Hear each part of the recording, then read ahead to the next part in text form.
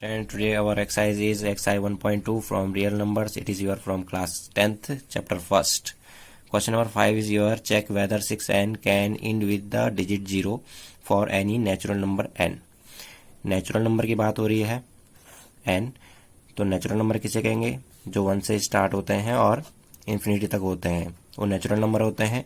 कहा गया है अगर आप 6n लिखा हुआ है, अगर इसकी पावर में कोई भी नेचुरल नंबर रखते हैं तो उसमें कुछ नंबर ऐसे आते हैं कि जिनका डिजिट 0 होता है, फर्स्ट डिजिट 0 होता है। यानी कि हम एग्जांपल से समझ सकते हैं 6n लिखा हुआ है तो 6n का मतलब है ये तो n की जगह 1 रखिए तो 6 आ रहा है, और n की जगह आप 2 रखिए तो 6 की पावर 2 मतलब 36 होता है। ऐसे 6 की पावर 3, 4 ऐसे करके आएगा। तो क्वेश्चन लिखा है check whether 6n can end with the digit 0, या जो आपके ये आते हैं आंसर्स आते हैं तो उसमें यूनिट डिजिट यानी कि वाली प्लेस कभी 0 भी आ सकती है। जैसे यहाँ पर 6 आया है, 36 आया, ऐसे 6 का क्यूब करके कुछ नंबर आएगा तो उसकी यूनिट डिजिट क्या 0 आ रही है। तो ये आपका क्वेश्चन है। तो आप ये क्लियरली समझ गए होंगे कि 6 की पावर सपोज 1 है, 6 की पावर सपोज 2 है, 6 की पावर 3 है, 4 है, 5 है, ऐसे करके हम सॉल्व करते जाएंगे। तो कोई भी डिजिट सपोज 6 की पावर 2 आई है यानी कि 36 आई है तो उसकी यूनिट डिजिट भी 0 नहीं है। तो ऐसे करके और 6 की पावर्स होंगी तो आपने पता लगाना है कि किसी की यूनिट डिजिट 0 है। तो उसको निकालने का एक ईजी तरीका है, हम क्या कर देंगे, इस 6 का प्राइम फैक्टराइज मेथड से प्राइम फैक्टर कर देंगे। अगर 6 का फैक्टर 2 और 5 में टूटता है तो हमें क्या मिलेगा, किसी प्लेस में 0 मिल ही जाएगा। यानी कि 6 की क्यूब 4, 5 6 करने पे कहीं ना कहीं 0 मिलेगा यूनिट प्लेस पे। क्लियर? अगर इसका फैक्टर 6 का फैक्टर 2 इंटू 5 में नहीं होता है तो हमें कभी भी 0 नहीं मिलेगा यूनिट डिजिट पे, और वो नंबर 10 से डिवाइड होना चाहिए। 10 से डिवाइड होगा तो 2 और 5 से भी डिवाइड हो जाएगा। ठीक है, 2 5 से 10 होता है। क्लियर? तो नंबर 10 से भी डिवाइड होना चाहिए और 2 और 5 से भी डिवाइड होना चाहिए। तो यहाँ लिखेंगे as we know that any number end with the digit 0, it should be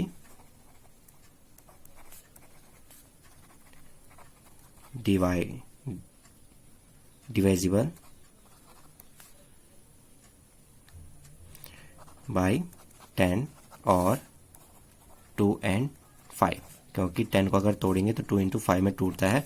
अगर वो 10 से डिवाइड है तो 2 और 5 से भी वो नंबर डिवाइड होगा। ठीक है, प्राइम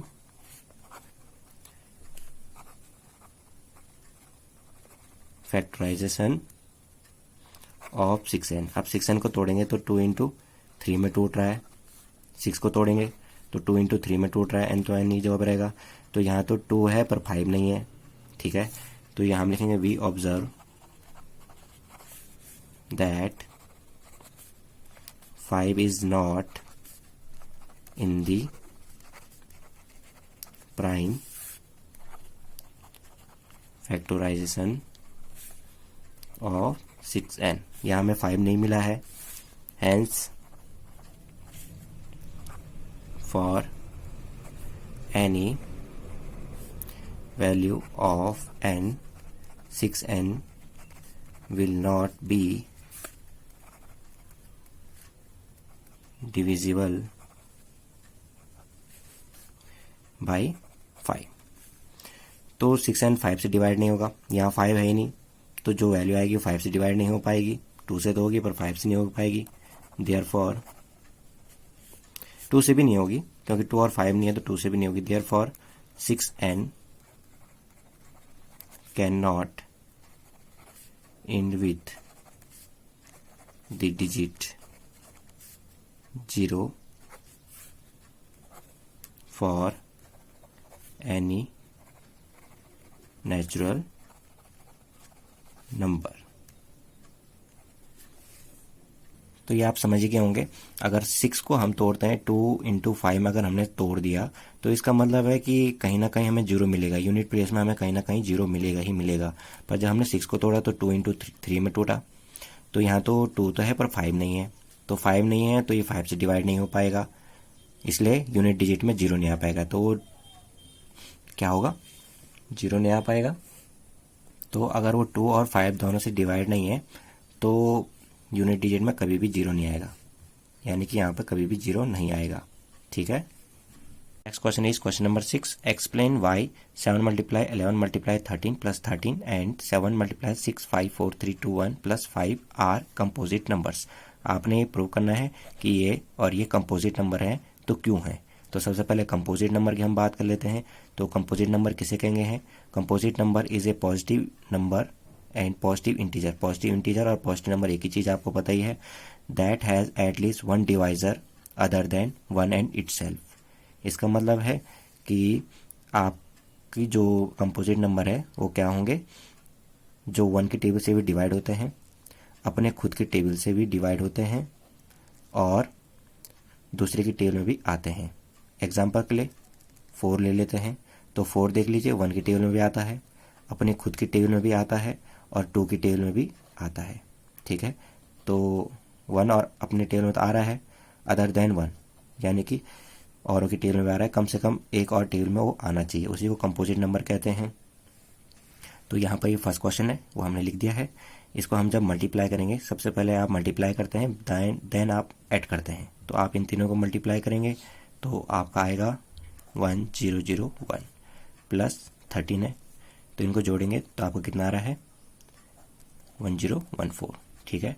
अब हम इसको प्राइम फैक्टर मेथड से तोड़ देंगे, प्राइम फैक्टराइजेशन मेथड से हम इसको तोड़ देंगे। तो 1014 को हम प्राइम फैक्टर्स निकालेंगे इसका, तो 2 से डिवाइड करेंगे तो 2507 जो होता है 1014। ठीक है। अब ये तो 2 की टेबल से डिवाइड नहीं होगा तो 3 से तो होगा, 3 1 जा 3, 3 6 जा 18, 3 9 जा 27, 300 169 जा ये कट गया आपका। अब आपको पता है 13 से डिवाइड होता है, 13 जा होता है 169 और ये हो गया 13 1 जा 13। तो इसके प्राइम फैक्टर्स क्या हो गए, 2 इंटू 3 इंटू 13 इंटू 13। ये मैंने इसलिए निकाला है, प्राइम फैक्टर मेथड्स का मतलब होता है कि जो ये 1014 है 1014 है, ये 2 से भी डिवाइजेबल है, 3 से भी है, 13 से भी है और 13 से भी है। क्लियर। तो यानी कि ये 2 से भी डिवाइड है, 3 से भी डिवाइड है और 13 से भी डिवाइड है। तो इसका मतलब 1014 क्या है, कंपोजिट नंबर है, क्योंकि कंपोजिट नंबर क्या होते हैं, वो खुद की टेबल से, यानी कि 1014 खुद की टेबल से भी डिवाइड होते हैं और 1 से भी तो ये डिवाइड हो ही जाएगा और दूसरों की टेबल में भी आते हैं, यानी कि 1014 आप 2 से भी डिवाइड कर सकते हैं, 3 से भी कर सकते हैं, 13 से भी और 13 से भी डिवाइड कर सकते हैं। तो ये आपका कंपोजिट नंबर हो गया। सो इट इज कंपोजिट नंबर। अब आप क्या करेंगे, दूसरा का भी निकालेंगे। दूसरा निकालेंगे आप, सेकेंड है आपके पास 7 इंटू 6 इंटू 5 4 3 2 एंड 1 प्लस 5। सबसे पहले आप मल्टीप्लाई करते हैं, जो आपका आएगा उसको जोड़ देते हैं। क्लियर। तो इन सबको आप मल्टीप्लाई करेंगे तो आपका मल्टीप्लाई करके आएगा 5040 प्लस 1 है, प्लस 1 कीजिए तो आपको कितना आ रहा है 5045 आ रहा है। अब हम इसका क्या करेंगे, प्राइम फैक्टर मेथड से सॉल्व करेंगे। तो 5045 करेंगे आप, तो ये आपका डायरेक्ट 5 से टेबल से ही डिवाइड होगा, 2 से भी नहीं होगा, 3 से भी नहीं होगा, 4 से भी नहीं होगा, सीधा 5 से होगा। तो 1009 से कट जाएगा। अब ये 1009 किसी की टेबल में नहीं आता है, खुद की टेबल में ही आएगा, सॉरी 1 हो जाएगा। तो ये आपके आए 5 इंटू 1009। ठीक है। 1009 बन जा 1009, यहाँ पर 1 आएगा आपका। अब देखिए हम कंपोजिट नंबर क्या जानते हैं कि ये नंबर क्या होना चाहिए, अपने टेबल से डिवाइड होना चाहिए, यानी कि 5040 अपनी टेबल से भी डिवाइड होना चाहिए, 1 की टेबल से भी डिवाइड होना चाहिए और किसी और टेबल से भी डिवाइड होना चाहिए, कम से कम एक और टेबल से इसको डिवाइड होना चाहिए। तो देख लीजिए ये 1 से टेबल से डिवाइड हो जाएगा, 5045 टेबल से भी डिवाइड हो जाएगा और ये साथ ही साथ 5 से भी डिवाइड हो रहा है और 1009 की टेबल से भी डिवाइड हो रहा है। ठीक है। प्राइम फैक्टर मेथड से हमने प्राइम नंबर्स इसलिए निकाले हैं ताकि हमें पता चल जाए कि 5045 किस किस टेबल से डिवाइड हो रहा है। तो ये 5 की टेबल से भी और 1009 की टेबल से भी डिवाइड हो रहा है। So it is a composite number. Clear हो गया आपका। Last question, question number 7, there is a circular path around a sports field. एक फील्ड है आपके पास, वो क्या है आपका सर्कुलर पाथ है, सर्कुलर आकार का है। Sonia takes 18 minute to drive 1 round of the field. Sonia को 18 मिनट लगते हैं इस पूरे पाथ का एक चक्कर मारने में, ठीक है। एक पूरा चक्कर मारने में 18 मिनट लगते हैं सोनिया को। आगे लिखा हुआ है while Ravi 12 minute for the same.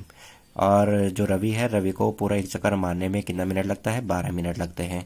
आगे लिखा हुआ है suppose they both start at the same point and at the same time. अगर दोनों एक साथ एक ही पॉइंट से एक ही समय पे स्टार्ट करते हैं राउंड मारने, and go in the same direction, और एक ही डायरेक्शन में जाते हैं, दोनों एक ही डायरेक्शन में एक ही पॉइंट पे एक ही समय से स्टार्ट करते हैं अगर जाना, तो आगे लिखा हुआ है after how many minute will they meet again at the starting point. तो कितने मिनट बाद दोनों के दोनों एक ही पॉइंट में मिलेंगे। तो कितने मिनट बाद मिलेंगे, तो सोनिया के 18 मिनट थे, रवि के 12 मिनट हैं। तो कैसे करेंगे हम, सोनिया को तो 18 मिनट लगते हैं एक राउंड कंप्लीट करने पे, और रवि को 12 मिनट लगते हैं एक राउंड कंप्लीट करने पे। तो कितने मिनट बाद वो दोनों स्टार्टिंग पॉइंट पे मिल पाएंगे, ठीक है। तो कैसे निकालेंगे हम, तो इन दोनों में हमें कॉमन मल्टीपल से होगा। अगर हमें कॉमन मल्टीपल मिल गया तो उन दोनों का एक कॉमन चीज़ मिल जाएगी हमें, ताकि हमें क्या पता चल जाए कि दोनों कितने समय में एक ही पॉइंट पे मिल सकें। तो उसके लिए हमें एलसीएम लेना होगा। एलसीएम लेंगे तो एलसीएम हमें कॉमन मिल जाएगा, वो हम ले लेंगे, और जो छूट के जो नंबर उनका मल्टीप्लाई कर देंगे, तो उसे हमें मिनट्स मिल जाएंगे कि कितने मिनट्स बाद ये दोनों एक ही पॉइंट पे मिल रहे हैं, वो भी स्टार्टिंग पॉइंट पे। ओके, लिखेंगे by observing the question we will find LCM of 18 and 12 minutes. So 18 and 12 का आप क्या निकालेंगे, प्राइम फैक्टर मेथड से प्राइम नंबर्स, ठीक है। तो 18 का क्या होगा, 2 9 जा 18, 3 3 जा 9 एंड 3 1 जा 3, क्लियर। 2 3 3, तो ये हो गया 2 3 एंड 3। ऐसे ही हम 12 को भी निकालेंगे, 2 6 जा 12, 2 3 जा 6 एंड 3 1 जा 3, 2 2 3, 2 2 एंड 3। अब हम क्या करेंगे, कॉमन छाड़ लेंगे, 2 2 यहाँ भी है, 3 यहाँ है और यहाँ भी है। तो एलसीएम कैसे निकालते थे हम, आपको याद होगा, कॉमन नंबर का तो हम एक ही लिखते हैं, 2 2 का हम एक ही 2 लिखेंगे, और ये वाला 2 बच गया, इस 2 को भी लिख देंगे, और 3 3 का एक ही 3 लिखेंगे, और क्या बचा, एक ही 3 बच गया आपके पास। तो आप समझ गए होंगे, इस 2 2 का हमने एक ही 2 लिखा, और जो बचे हुए नंबर वो तो हमने लिखने हैं, 2 और 3 हमने लिख दिया। ये 3 3 का मैंने एक ही 3 लिखना है, ठीक है, ये आप समझ गए होंगे। तो एलसीएम क्या निकलेगा इसका, 2 2 जा 4, 4 3 जा 12, 12 3 जा 36 minute.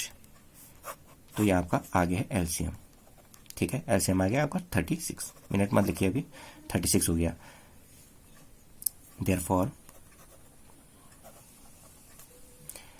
Therefore after 36 minute they meet again at the